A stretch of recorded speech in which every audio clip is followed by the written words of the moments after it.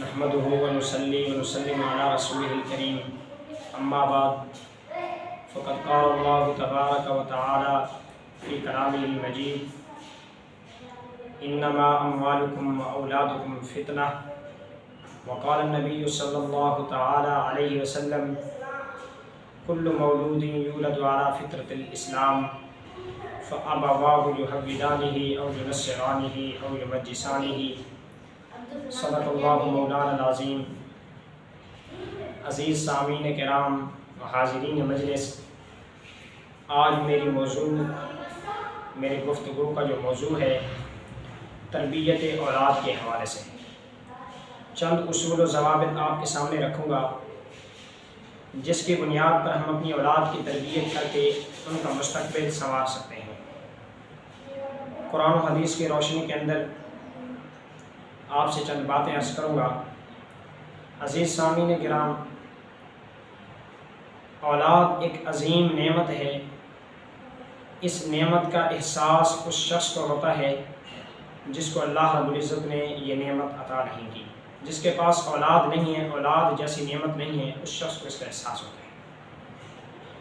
پھر یہ ایک ایسے پھول ہیں کہ ان کی تربیت، نشو و نما اور ان کی پرورش اگر صحیح طریقے پر نہ کی جائے تو جس طرح ایک پھول مرجھا جاتا ہے تو اس طرح یہ اولاد، یہ بچے بھی مرجھا جاتے ہیں۔ اور اس کے لیے پھر تربیت کرنے کے لیے تربیت کرنے والے کا بھی تربیت یافتہ ہونا اور تربیت کے اصولوں کا جاننا ضروری ہے، کیونکہ علماء نے اس کے لیے مثال لکھی کہ کوئی بندہ درخت سے اگر اچھا پھل حاصل کرنا چاہتا ہے تو اس کے لیے درخت کی دیکھ بھال بھی کرنی پڑے گی، درخت کے نشو و نما کا بھی خیال رکھنا پڑے گا۔ اور پھر علماء نے یہ بھی لکھا، حکیم سقراط کا قول نقل کیا کہ وہ کہا کرتے تھے اپنی اقوال کے اندر کہ کوئی بندہ چاول کا بیج بوجھ کر کے، چاول کا بیج ڈال کر کے اس سے گندم کی امید رکھے، یہ اس کی بیوقوفی ہے۔ یعنی جیسا ہم بیج بوئیں گے، جیسی ہماری تربیت ہوگی، جیسی ہماری پرورش اور نشو و نما ہوگی،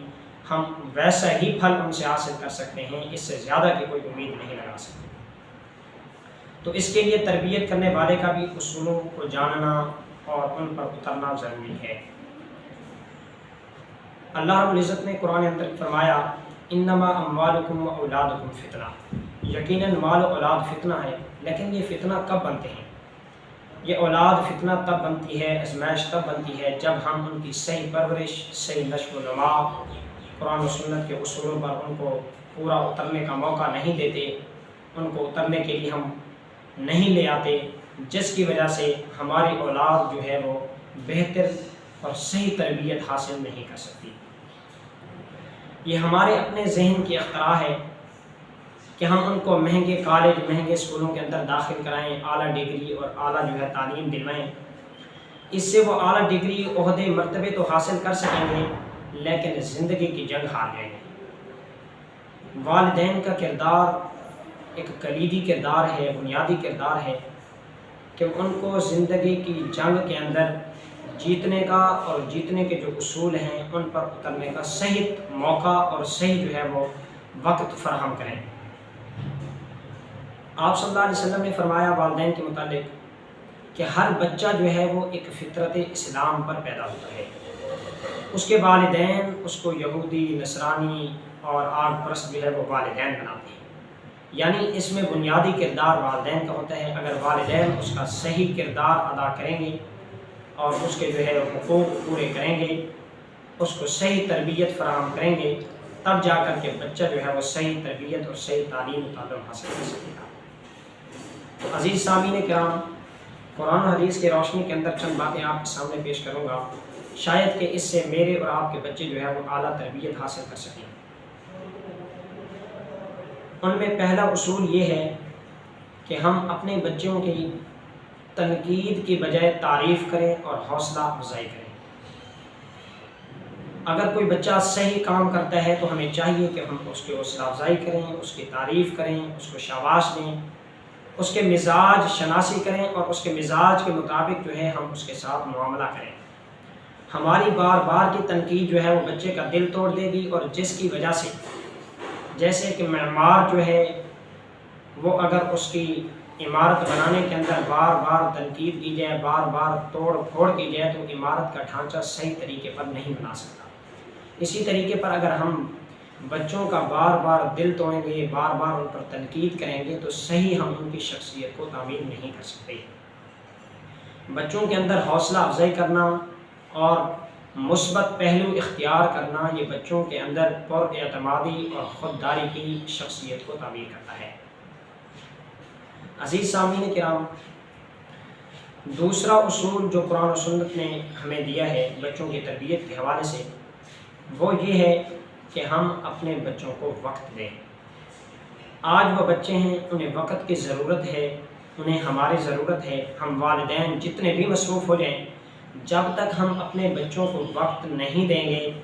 تو وہ صحیح پرورش اور صحیح تربیت حاصل نہیں کر سکتے۔ یاد رکھیں ایک بات، اگر آج ہم ان کو وقت نہیں دے سکتے یا وقت نہیں دیتے، لیکن ایک وقت ایسا آئے گا کہ جب ہمیں ان کی ضرورت ہوگی، ہمیں ان کے لیے وقت کی ضرورت ہوگی، ہم چاہتے ہوں گے کہ وہ ہمیں وقت دیں، ہمارے ساتھ بیٹھیں، لیکن ہم نے ان کی اس طرح تربیت نہیں کی ہوگی کہ وہ ہمیں وقت دیں، تو پھر وہ بھی ہمیں وقت نہیں دیں گے، پھر ہم پچھتائیں گے کہ ہم نے ایسا کیا۔ تو جتنا بھی مصروفیات ہوں، دینی، دنیاوی، معاملاتی، معاشرتی، تو ہم اس میں سے کچھ وقت نکال کر کے اپنے بچوں کے ساتھ وقت گزاریں، ان کی خوشیاں، ان کے معاملات کے اندر جو ہے ہم پورا حصہ ڈالیں۔ تیسرا اصول قرآن و سنت نے جو بیان کیا ہے کہ بچوں کی صحبت کا خیال رکھیں، کہ ہمارا بچہ کہاں جاتا ہے، کہاں اٹھتا ہے، کہاں بیٹھتا ہے، کس کے ساتھ اس کے معاملات ہیں، تعلقات ہیں، دوستی ہے، یارانہ ہے۔ شیخ سعدی رحمہ اللہ نے فرمایا تو صحبت صالح ترا صالح کند، تو صحبت طالح ترا طالح کند، یعنی آپ کو اچھے لوگوں کی صحبت جو ہے وہ اچھا بنا سکتی ہے، اور برے لوگوں کی صحبت آپ کو برا بنا سکتی ہے۔ تو اس لیے ہم اپنے بچوں کے پر یہ دھیان رکھیں کہ وہ کس کے ساتھ اٹھتے ہیں، بیٹھتے ہیں۔ اگر ہم نے ساری تربیت اس کی اچھی کر دی، لیکن ان کے یار دوست جو ہیں وہ اچھے نہ ہوئے، تو ان کو وہ صحیح طریقے پر اپنی شخصیت کو تعمیر نہیں کر سکیں گے، ہماری وہ تربیت اور سارے معاملات جو ہیں وہ رائگاں چلے جائیں گے۔ اور چوتھا اصول جو قرآن و سنت نے بیان کیا کہ ہم اپنے بچوں کے سامنے ازدواجی رشتے کو مضبوط کریں، اپنی بیوی کو، گھر میں کسی بڑے کو، چھوٹے کو مت ڈانٹیں، اس پر بچوں کے اوپر بڑا برا اثر پڑتا ہے، اور وہ اس پر جو ہے اپنی زندگی کو مرتب کر لیتے ہیں کہ جتنے بھی بڑے ہوتے ہیں ان کے ساتھ ایسا معاملہ کیا جاتا ہے، چاہے وہ والدین ہوں، بیوی ہو، تو ان کے ساتھ بچوں کے سامنے اچھا معاملہ اور اچھا برتاؤ کیا کریں۔ ہمارے استاد محترم حضرت شیخ الحدیث حضرت مفتی عطا الرحمن صاحب دامت برکاتہ العالیہ یہ فرمایا کرتے تھے کہ بچے کی آنکھ کیمرہ ہے، ہم جو کچھ بھی اس کے سامنے کر رہے ہیں وہ ریکارڈ کر رہا ہے، پھر جب وہ بڑا ہوگا تو ہمارے ساتھ بھی وہ وہی معاملہ کرے گا جو بچپن میں ہم اس کے سامنے کرتے آئے ہیں۔ تو اس لیے اس بات پر بھی خصوصی توجہ رکھا کریں کہ بچوں کے سامنے والدین کو یا اپنی بیوی کو یا اس طرح کوئی بھی بڑا گھر میں موجود ہے اس کو مت ڈانٹیں، اس پر بچوں کی تربیت پر برا اثر پڑتا ہے۔ اور آخری اصول جو قرآن و سنت کے اندر بیان کیا گیا ہے وہ ہے اپنے بچوں کے لیے دعا کرنا۔ دعا ایک ایسا عمل ہے کہ والدین جو ہیں اگر اپنے بچوں کے لیے دعا کریں گے تو جو کام ہماری تربیت اور تعلیم نہیں کر سکتی وہ کام جو ہے ہماری دعا کرتے ہیں۔ ہماری دعا جو ہے ان کی زندگی بھی سنوار سکتی ہے، ان کا مستقبل بھی سنوار سکتی ہے۔ اگر ہم اپنے بچوں کے لیے دعا نہیں کرتے تو آج سے اپنے بچوں کے لیے دعا بھی کیا کریں۔ باقی بڑے تعلیمی اداروں کے اندر مہنگی فیسوں کے ساتھ بچوں کو پڑھا لینا، اس سے بچہ ڈگری اور اعلیٰ عہدہ تو حاصل کر سکتا ہے، لیکن زندگی کی جنگ ہار ہے۔ آج ہماری تعلیم کا جو حال ہے وہ آپ سب کو بھی جانتے ہیں۔ ہونا تو یہ چاہیے تھا ہماری تعلیم کا اثر کہ ہمارا بچہ ایک بااخلاق، باکردار شخصیت ہوتا، تابعدار اور فرمانبردار بیٹا یا بیٹی بن کے رہتا، وہ محب وطن شہری ہوتا۔ لیکن آپ دیکھ رہے ہیں کہ ہماری تعلیم کا مروجہ جو نظام ہے اس سے یہ ہمیں نتیجہ اور رزلٹ دور تک نظر نہیں آتا، اور یقیناً آپ جانتے ہیں۔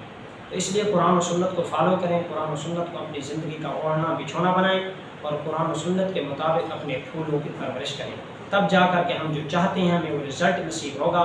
ہمیں وہ نتیجہ ملے گا۔ اس کے علاوہ قرآن و سنت کے علاوہ وہ ہمیں نتیجہ اور رزلٹ مرتب نہیں ہوتا نظر آتا اور نہیں حاصل ہو سکتا۔ اللہ رب العزت مجھے بھی آپ کو بھی قرآن و سنت پر عمل کرنے کی توفیق عطا فرمائے۔